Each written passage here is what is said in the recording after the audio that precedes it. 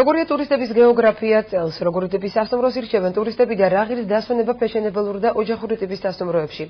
რა იზიდავთ საზღვაო ქალაქის სტუმრებს და რატომ ანიჭებენ უპირატესობას ბათუმს? ნახეთ რუსუდან აბაშიძის რეპორტაჟი.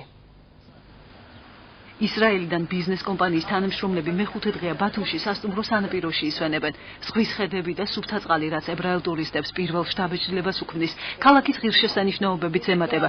ერთი კვირის განმავლობაში განცდილმა ემოციებმა და ხელმისაწვდომმა ფასებმა სტუმრებს გადააწყვეტინა მომავალი წლის შვებულებაც ბათუმში გაატარონ. კლიმატი, ჰავა, ყველაზე მეტად ქართული კერძები მომწონს. ბათუმში დასვენება გაცილებით იაფი დაგვიჯდა ვიდრე ველოდით.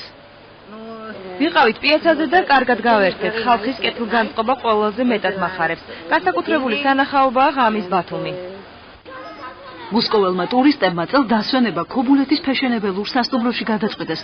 ოჯახის უფროსი ამბობს, რომ იტალიის და საფრანგეთის ცნობილი კურორტების შემდეგ წელს არჩევანი საქართველოზე გააკეთა. მიზეზი მხოლოდ ხელმისაწვდომი ფასები არ ყოფილა. თავს ძალიან კომფორტულად გრძნობდა, რაც თავარია ჩვენ სამწევრიან ოჯახს აქ დასვენება ძალიან იაფი უჯდება. მომწონს ხალხის დამოკიდებულება, ირგვლივ ყველაფერი სუფთა და მოწესრიგებულია. წელს საკმაოდ ატვირთულია კერძო და საოჯახო ტიპის სასტუმროები. ტურისტები ძირითადად იმ სასტუმროებს ირჩევენ, რომლებიც სანაპირო ზოლშია განლაგებული. ჰაერი, ზღვა, მცხუნვარე მზე, ეს ჩემთვის მთავარია. ამიტომ ეს ადგილი ყველაზე მეტად მიზიდავს. ჩამოვედით იმიტომ, რომ ერთი ბავშვი ჩამოვიყვანე საქართველოში პირველად. გაეცნოს თავის ქვეყანას და თავის სამშობლოს. შემდეგ ძალიან მაინტერესებდა ზღვაზე იმდენად ბათუმი და უკვე დელფინარიუმშიც ვიყავით. ციცინათელაში ყოველ დღე ვარ. მოწონს უზომოდ. და საერთოდ ძალიან კარგად ვისვენებ.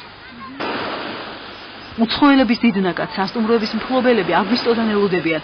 ახლა ქობულეთის კერძო ტიპის სასტუმროები ძირითადად ადგილობრივი ტურისტებითაა დატვირთული.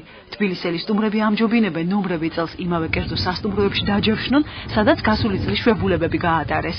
ზღვასთან ახლოს ვარ, პირდაპირ. აქედან ჩახვალ ორი ნაბიჯი და ზღვას. ჰაერი შემოდის, ზღვის ჰაერი, იოდის სურდელება აქ ისეთი. აივანზე შეგიძლია დაიჭირო. აი ესეთი პირობები აქვს ძალიან სიმშვიდე და კარგი. ძველი ნაცნობი ყოველ წელიწად ჩამოდიან ერთ იგივე ხალხი და მეგობრები გავიჩინია. ქობულეთში ვისვენებ დაახლოებით 40 წელიწადია ყოველდღე ერთად. ისე რომ შეიძლება ითქვას, რომ მე თითქოს ქობულეთელი ვარ. ისე შემიყვარდა ქობულეთი და მეც შემიყვარდა ეს მეზობლებმა, რომ სულ ყველა თვლიან, რომ მე თუ არ ჩამოვედი, ესე იგი რაღაცა მოხდა. ესეთი უცნაური. ქობულეთში არ ჩამოხვიდე, ეს იმას ნიშნავს, რომ ცხოვრებაში ძალიან ბევრი მოიკლოს სიამოვნება. და ეს მიზიდავს. ძველი კლიენტები რომ შეინარჩუნონ და ახალიც მოიზიდონ, სასტუმროს მფლობელებმა მომსახურების ხარისხი წელს გააუმჯობესეს.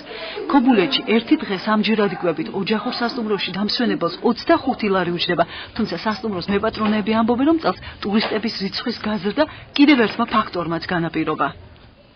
ინვენტარი შემოვიტანეთ, განვაახლეთ ყოველი ნომერი დამსვენებელთა, რომ უფრო უკეთ გამოიყურებოდეს და რა თქმა უნდა, დამსვენებლების ნაკადიც ამ მიმართებით მოიმატა, გაიზარდა გასაწყობთან შედარებით, ამას ხელი შეუწყო, რომ ირგვლივ საერთოდ ყველაფერი გაალამაზდა, გამშვენიერდა, მოსასვლელი ადგილები, ქუჩები მოწესრიგდა. ევროპის ქვეყნები რუსეთი, უკრაინა, პოლონეთი, ბელორუსი, ირანი, აზერბაიჯანი ტურისტული გეოგრაფია წელს მნიშვნელოვნად გაზრდილია. თუმცა სეზონის პიკს ქობულეთსა და ბათუმში მომდევნო თვიდან ელოდებიან, რადგან სასტუმროების უმრავლესობა სწორედ აგვისტოშია დაჯავშნული.